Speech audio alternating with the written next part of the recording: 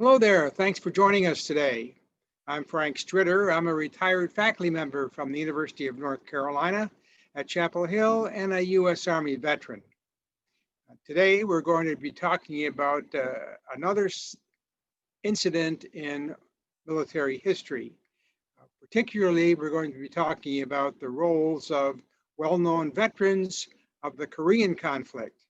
As you probably know from your history books, we're now in the middle of 70 years since the conflict occurred.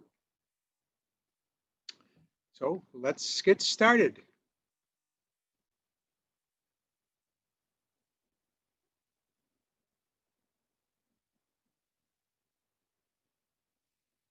To begin with, let me ask you, what is another name for that Korean conflict of 1950 to 1953? To be correct, you would have had to have said the Forgotten War. It's been called the Forgotten War for the lack of attention it received back in the United States then and in history since that time. The title of our presentation today is Well-Known Veterans of the Korean Conflict Era. It will summarize the stories of 10 individuals who were members of the military during the era of the Korean conflict. Their service occurred during the early parts of their lives, and they then became well known for other reasons later in life. Let's first set the context of their service historically by briefly overviewing the conflict that began 70 years ago. In August 1945, when Korea was liberated from Japanese control, the US and the Soviets temporarily divide Korea at the 38th parallel. The parallel was a border that became more rigid as the Cold War tensions escalated. Two countries resulted: North Korea, supported by the Soviets, and South Korea, supported by the US. You can see on the map here, the total beige area is the Korean Peninsula, and the 38th parallel runs right through the middle of it, and North Korea is at the top, South Korea is at the bottom.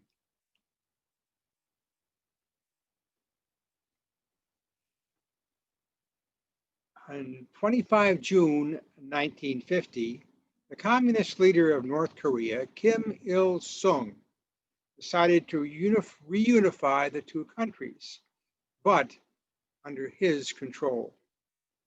Kim, therefore, launched a surprise invasion of South Korea, sending 75,000 soldiers in an attack across the border. The North quickly overran the South Korean capital of Seoul in what was the first military action of the Cold War. The US was caught off guard, but President Truman decided to combat communism by fighting its spread right there in Korea. 27 June 1950. The US persuaded the UN Security Council to declare its support for South Korea. Truman, perceiving the North Koreans to be merely pawns of the Soviet Union, agreed to send US ground forces to Korea as a major part of the UN police action. And on 7 July, the Security Council recommended that all UN forces be put under US control. Truman then ordered General Douglas MacArthur to take command. The UN forces, composed principally of US troops, but troops also from 15 other countries, began to deploy to South Korea.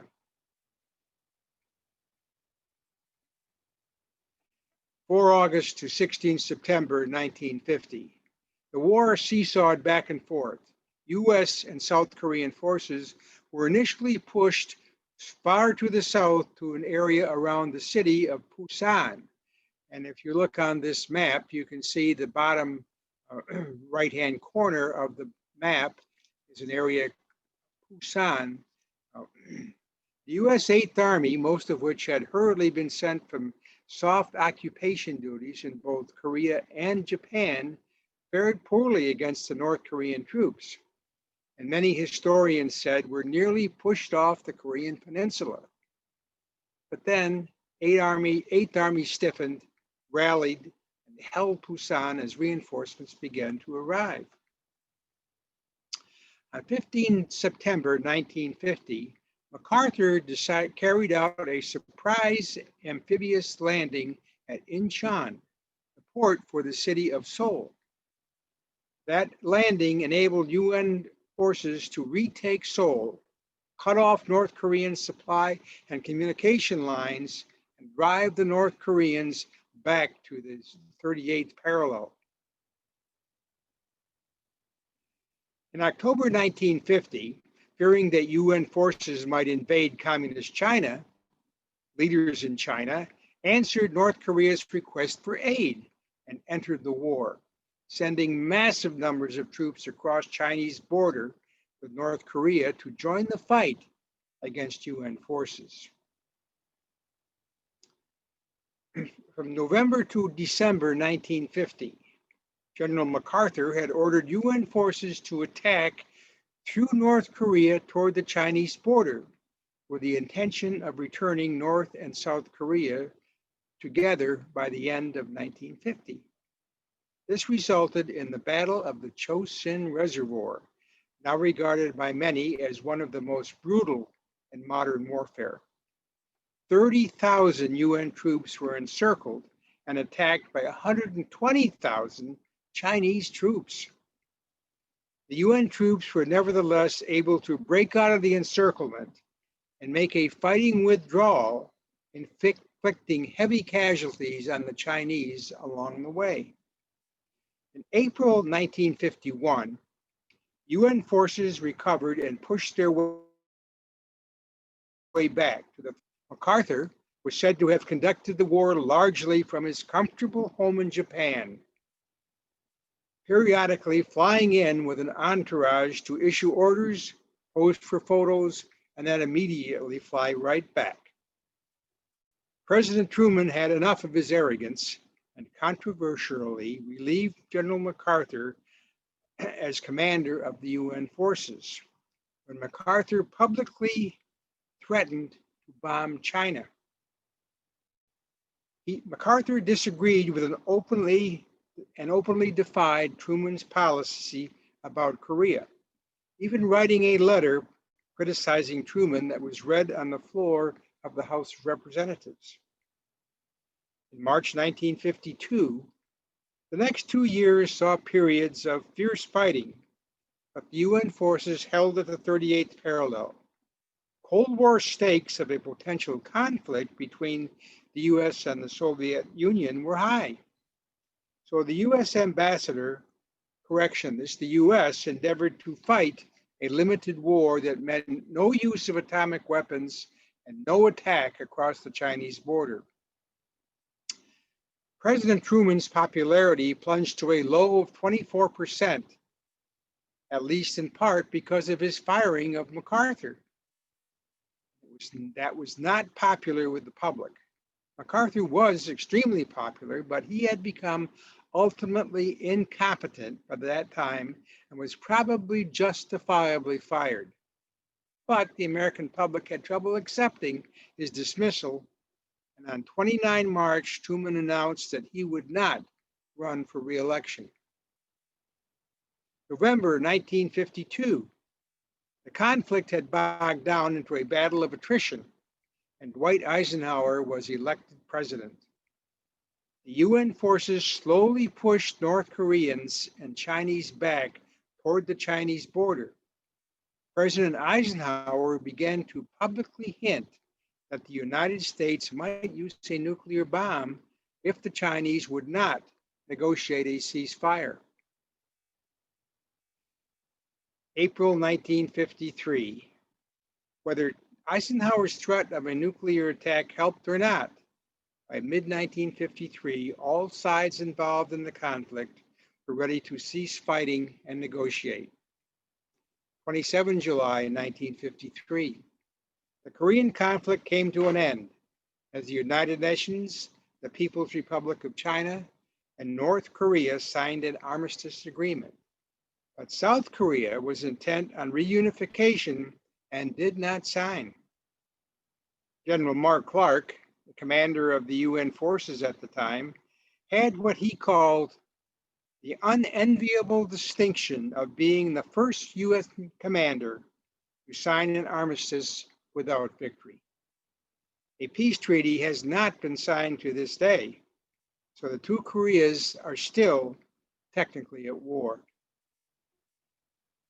The armistice established two separate countries with a new border that included a supposed militarized zone that continues to exist to this day. The country at the top, the orange one, is North Korea, and the blue one at the bottom is South Korea. After 3 years of bloody and frustrating conflict, America's first experiment with the Cold War concept of limited war came to an end. On 27 July 1995, the Korean War Veterans Memorial was dedicated in Washington, D.C., exactly 42 years after the conflict's end. The memorial commemorates the sacrifices of the more than 1.5 million Americans who had served in Korea, the over 37,000 Americans who were killed, over 8,000 of whom are still listed as missing in action, lost, or buried at sea, and the over 103,000 who were wounded. Over 3 million soldiers and civilians from all countries involved in the conflict lost their lives in the conflict. All in all, a very costly conflict in so many ways, with so little to show for it. I'm now going to show you photos of 10 well-known individuals who were members of the military at that time, and as they appeared then, and ask you to identify them. I will then describe what those individuals did while they were in the military, and briefly what they did later to achieve their reputations. Keep score of how many you identify correctly. Don't forget, there's a total of 10.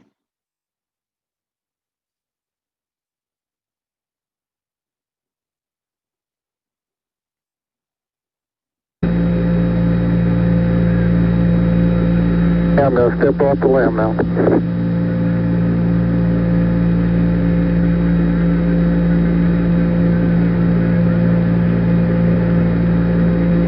That's one small step for man, one giant leap for mankind. Born in 1930, Neil Armstrong began to study aerospace engineering with a Navy scholarship at Purdue University in 1947. The Navy, however, called him up in 1949 for 18 months of flight training in preparation for service in the Korean conflict.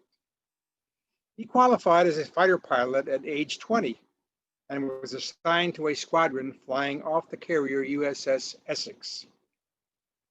Beginning in 1951, Armstrong saw action over Korea from the cockpit of his F-9F Panther jet. During his first sortie, he took an anti-aircraft fire while making a bombing run in North Korea. His Panther was severely damaged and he was forced to eject near K3 Airfield, a U.S. Marine base near the parallel.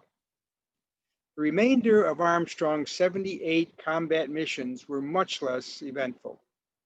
He flew a total of 121 hours and a little less than 1 year. At age 22, he returned to Purdue to complete his education. Armstrong became an astronaut, was command pilot of Apollo 11 that launched in July 1969, and the first human to walk on the lunar surface of the moon.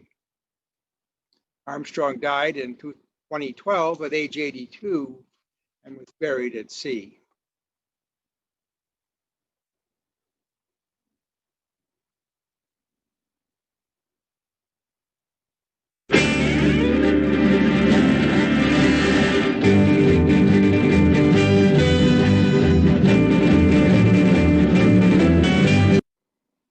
Bobby Dan Davis Blocker was a combat veteran and an American television actor.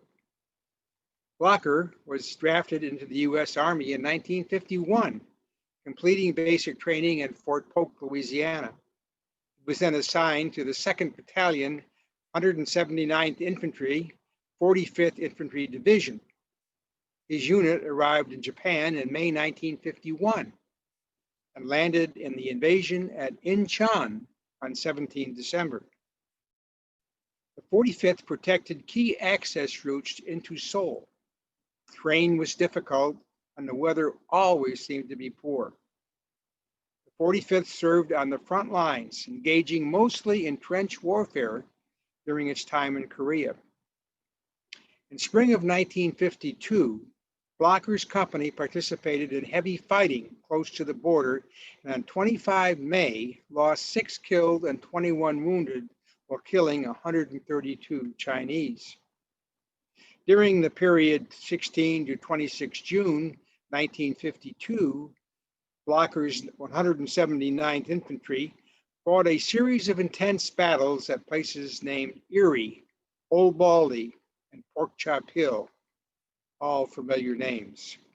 The 45th was withdrawn from the front in mid-July after 209 days on line.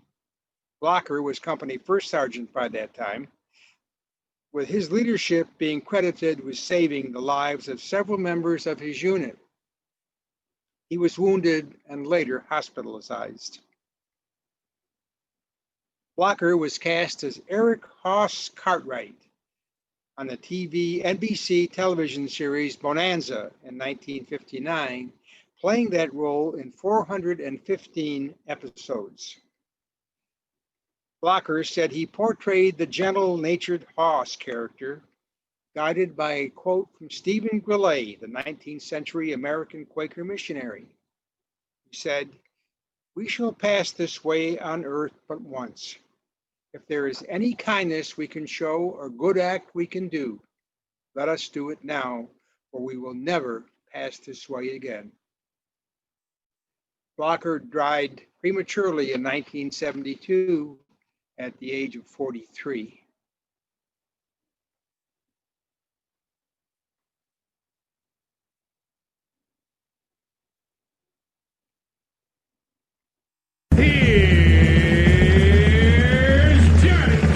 Ed McMahon served in both World War II and the Korean conflict before becoming a noted comedian and one of television industry's greatest sidekicks. In 1940, he tried to enlist in the Marine Corps, hoping to become a fighter pilot.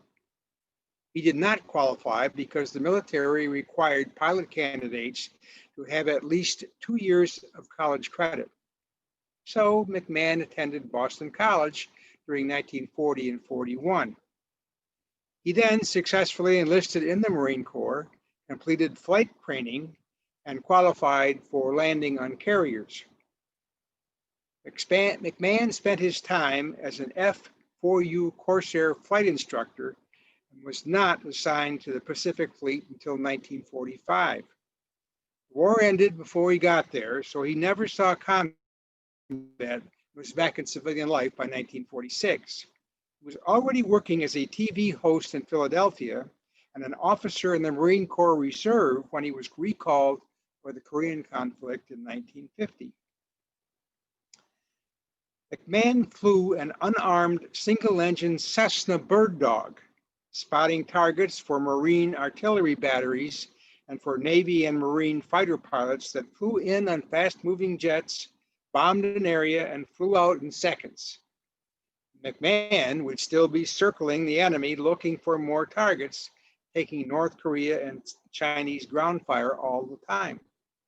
He was fortunate, as the casualty rate for Bird Dog pilots in the Korean War was close to 50%.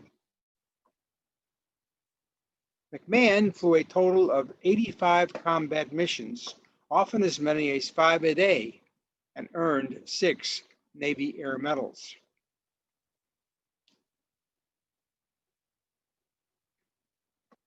After the war, he remained in the Marines as a reserve officer, retiring in 1966 as a colonel.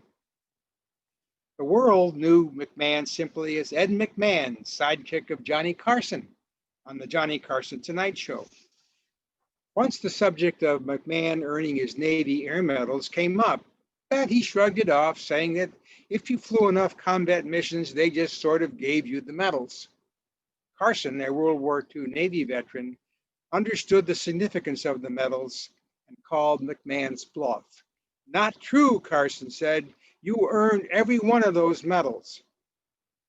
Before he died in 2006 at 86 years of age, McMahon told his son Lex that he wanted to be remembered as a good entertainer and a great Marine.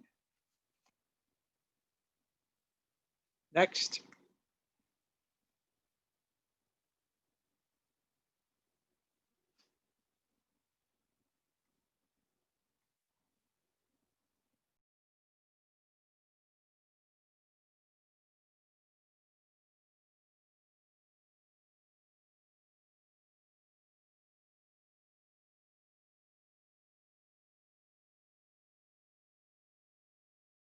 Cash was an Air Force veteran and a Western singer. With the outbreak of the Korean conflict, the 18-year-old Cash enlisted in the U.S. Air Force in July 1950. After training, Cash was assigned to the 12th Radio Squadron Mobile of the Air Force Security Service at Landsberg, West Germany, as a high-speed Morse code intercept operator. So, although he never served on the ground in Korea, he was in the military during the entire duration of the conflict.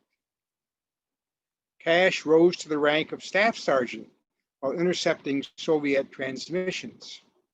A highlight of his 3 years in the Air Force was not related to his future musical career. At that time, Soviet Premier Joseph Stalin was in poor health and ultimately died. Cash was the first one to receive and translate the report of his death on 3 March 1953. The rest is history. As his responsibilities were top secret, Cash was obligated to keep his achievements secret until years later. During the same period, he taught himself to play the guitar and was inspired to write his famous Folsom Prison Blues after seeing the film Inside the Walls of Folsom Prison. He also created his first band, named the Landsberg Barbarians. They played publicly at events that would routinely pack the Base Officers Club. Staff Sergeant Cash was discharged in 1954 and then launched his long musical career. Cash wrote over 1,000 songs and recorded dozens of albums during his illustrious career. Cash and his second wife, June Carter Cash, toured together for 35 years until her death in 2003. Throughout their marriage, June remained loyal to Cash throughout his drug abuse and many attempts at rehabilitation. Cash died 4 months after June at age 71. Next.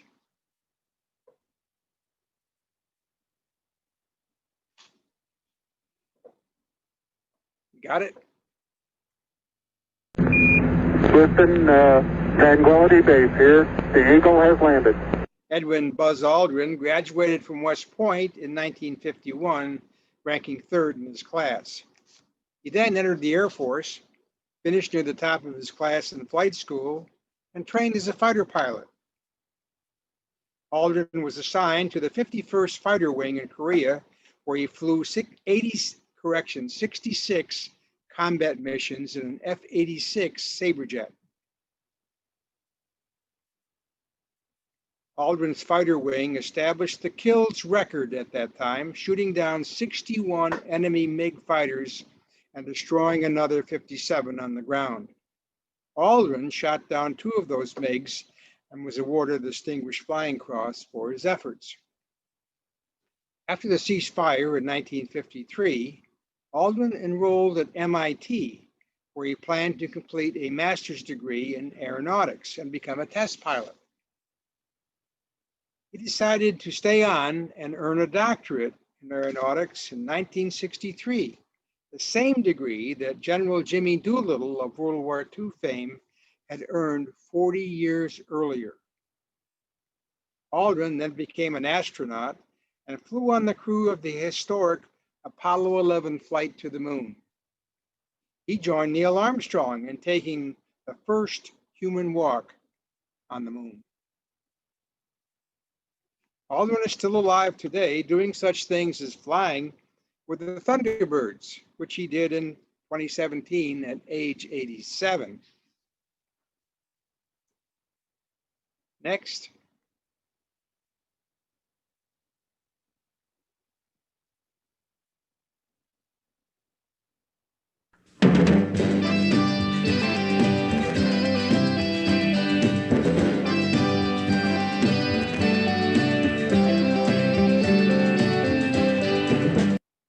Born James Bumgarner, James Garner was a combat veteran and a film and television actor. Garner claimed to have been the first Oklahomian drafted into the U.S. Army for Korean service, receiving his draft notice in December 1950. After basic training, he deployed to Korea, where he served for 14 months with the 24th Infantry Division. During Garner's time in the 24th, it saw heavy action in many areas around the 38th parallel. On just his second day in Korea, Garner was hit with shrapnel from an enemy mortar round while on patrol and sustained minor wounds. In his memoirs, he described another incident. Army chow was bearable as long as I could keep the onions and garlic out of it. I cannot stand onions and I'm very sensitive to garlic. One night while on guard on line, I caught a faint whiff of it coming from the direction of the enemy position. I could not see anything, but I knew there was someone out there and they were coming closer. Once I sniffed them, I could hear them. It turned out to be a patrol heading straight for our position. They were just the other side of a rise when I passed the word down the line. We were ready for them and stopped them right in their tracks. He described another incident from April 1951. We were overwhelmed by the sheer volume of incoming fire as wave after wave of infantry slammed our position. Without thinking, I shouldered my rifle and started ripping away. Before we knew it, we had only 30 men left out of 130, and we were surrounded. After several hours of trading fire with the enemy, American fighter planes swooped in and dropped phosphorus bombs. They misidentified Garner's unit as the enemy and continued strafing.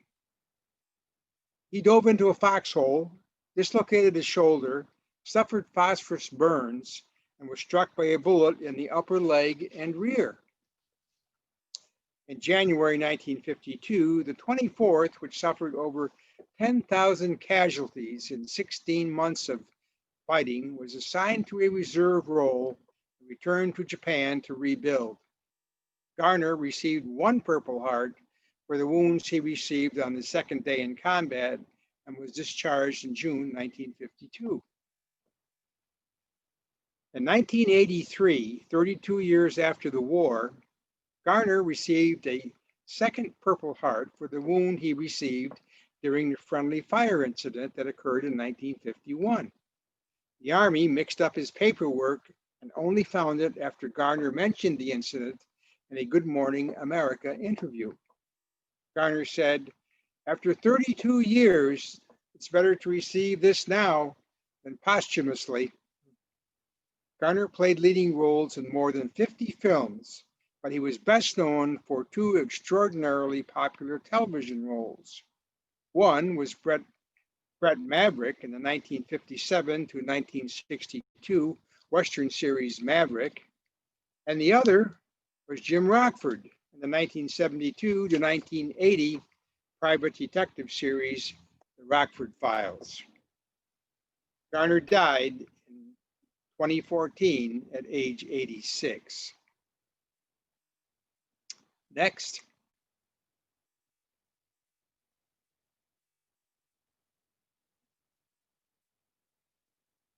What is the point of all those push-ups if you can't even lift a bloody log? Sir Michael Caine, born Maurice Micklethwait Jr., was a combat veteran and is an English actor, producer, and author. Caine was drafted into the British Army in 1951 and assigned to the 1st Battalion of the Royal Fusiliers. Caine landed in Japan, underwent 2 weeks of combat training, and was sent to the front line near Busan, South Korea. He participated in heavy fighting, including night patrols that often took him into no man's land. He spent his first few nights in a trench on a hill 1 mile from the Chinese line. On the very first night, he watched with horror as the Chinese troops, who were clearly unafraid of death and fanatical in their cause, charged headlong into his .30 caliber machine gun fire. Sometimes Chinese bombardment of the British trenches would continue for up to 24 hours without pause. Caine could only lie in his sleeping bag in the bunker, listen to the shells whining and exploding, and wonder how he was going to get out of that situation alive. One night, Caine and 2 other men were on patrol, creeping through the shepherd elephant grass. They suddenly heard the telltale clicking of rifle bolts snapping shut all around them, accompanied by voices speaking excitedly in Chinese. Caine recalled feeling no fear at the moment, but he did decide that whoever was going to take his life was going to pay dearly. So he and his 2 comrades charged, roaring maniacally at the voices. The Chinese began firing at the place where Caine and his companions had been a few seconds earlier, not the position to which they were running. Caine got back to British lines and lived to fight another day. Caine spent 1 year in Korea before being discharged in 1953. Caine then began a film career spanning 70 years that has seen him appearing in more than 130 films. Caine has been nominated for an Oscar 6 times and won it twice. He has appeared in 7 films listed in the British Film Institute's 100 Greatest British Films of the 20th Century. Caine was knighted in 2000 by Queen Elizabeth in recognition of his contribution to cinema. Ready?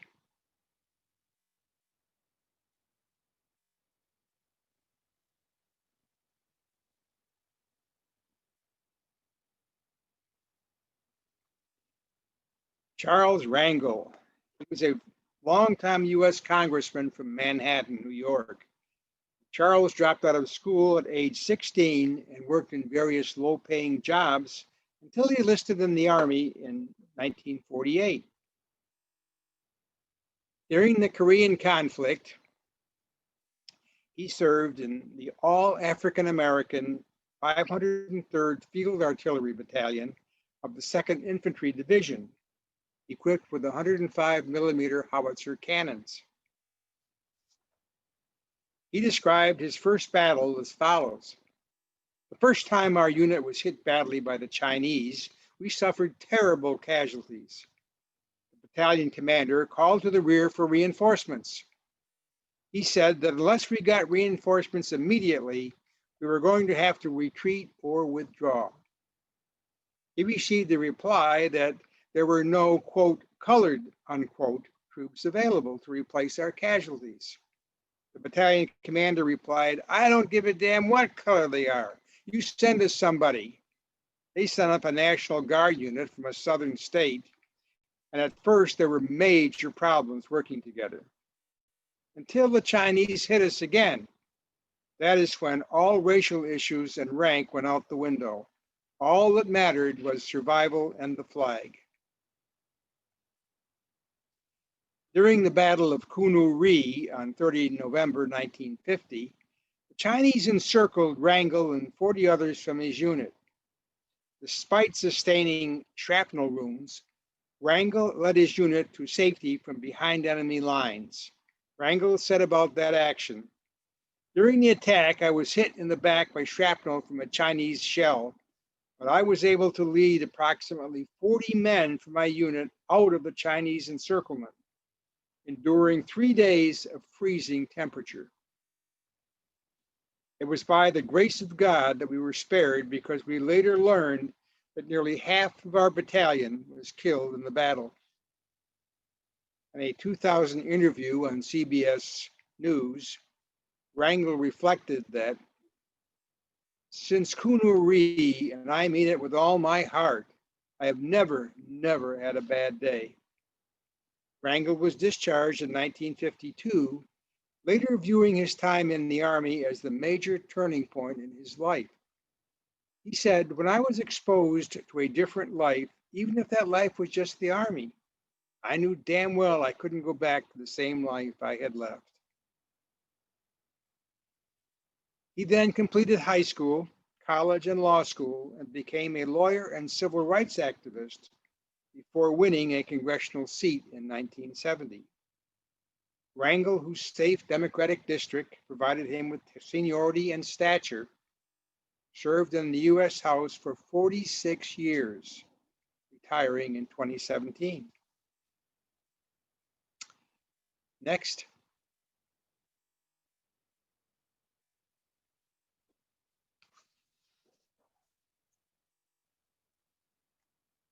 Godspeed, John Glenn. John Glenn entered the Naval Aviation Cadet Program in March 1942. He was then commissioned in the Marine Corps in 1943 and trained as a fighter pilot. He joined a Marine squadron flying F-4U Corsairs in the South Pacific, where he flew 59 combat missions. In Korea, he flew 63 missions in a Marine F-9F Panther jet and another 27 an exchange pilot with the Air Force. Glenn flew an F-86 Sabre jet, shooting down 3 MiG fighters. Glenn is best known for his contribution to the U.S. space program. He became one of NASA's original 7 Mercury astronauts in 1958, becoming the first to fully orbit the Earth in Friendship 7 during 1962. Glenn resigned as an astronaut in January 1964 and retired from the Marine Corps 1 year later. Following his life in the military and with NASA, he ran for and was elected to 6 terms as U.S. Senator from Ohio. And then at age 77 in 1998, after his orbit of the Earth, 36 years after his orbit of the Earth, he became the oldest person to fly in space. Glenn flew on Discovery shuttle flight, conducting a variety of research experiments on the impact of space flight on the aging process. Glenn died in 2016 at the age of 95. Next.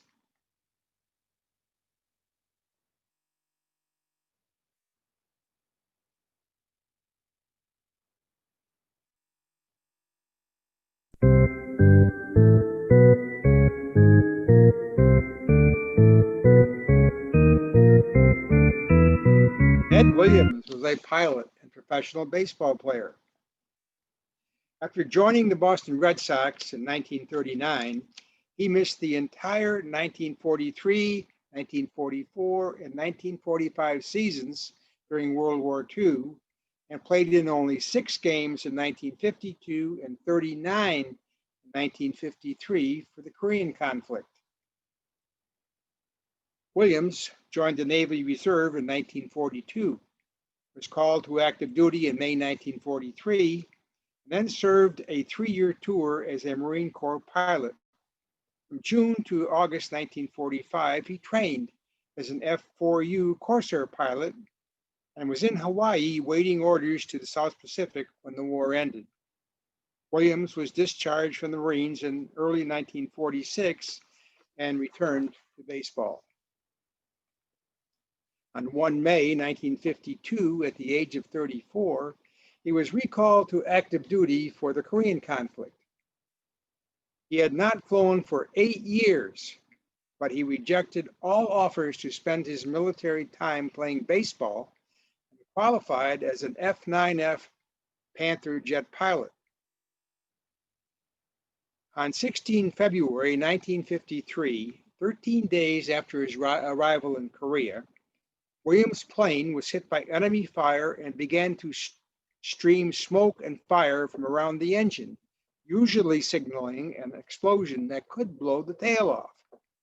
His radio was out, so other pilots signaled for him to eject. Williams considered doing that, but decided to return to his base. It was a shaky trip, made more so because the plane's landing flaps had been destroyed and its landing gear would not engage.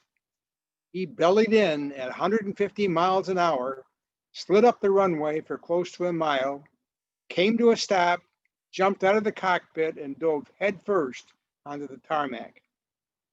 He then ran until he was out of danger, turned around, and watched his plane burn on the runway.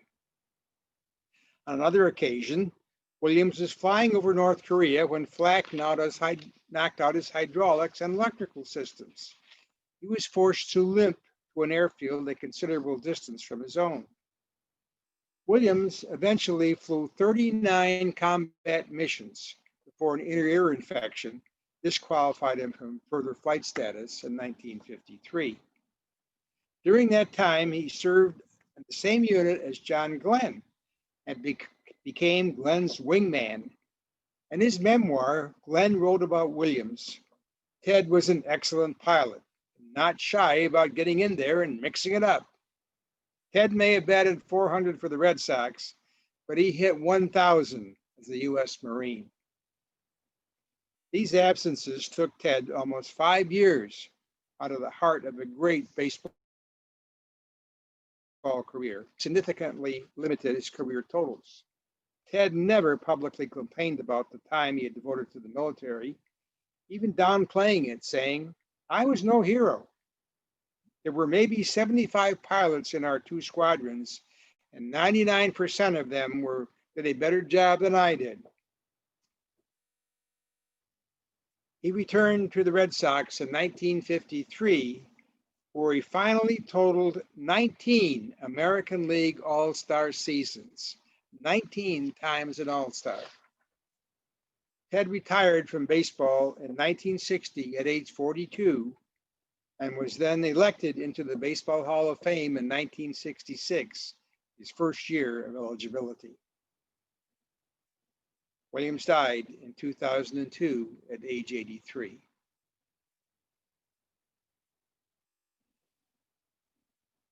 The Korean conflict may have been forgotten to many, but it certainly was not to these 10 individuals. So who were these men? They started out as 4 jet pilots, 4 rifle-carrying infantrymen, 1 pilot of a single-engine observation plane, and 1 radio operator. 3 of them were in the Marine Corps, 3 in the Army, 2 in the Air Force, 1 in the Navy, and 1 in the British Army. In their careers, 5 of them became entertainers, 2 of them astronauts, 1 an astronaut/politician, 1 a politician, and 1 professional athlete. So all quite different. Yet, these veterans did have a few characteristics in common. They were all deeply committed to preserving and defending our Constitution by fighting for our country. They all saw their service and sacrifice as safeguarding our freedoms and providing opportunities for our people to thrive. They also adhered to the following anonymous quote. Yes, they were all veterans, whether active duty, retired, National Guard, or reserves, who at one time in their lives wrote a blank check made payable to the United States of America for an amount up to and including their lives. Yes, they all wrote that check. They were all veterans, and they were all proud of it. we can say to them, thank you for your service. And thank you for sitting in with us today. I hope you have enjoyed this and found it profitable and educational. Hope you join us next time.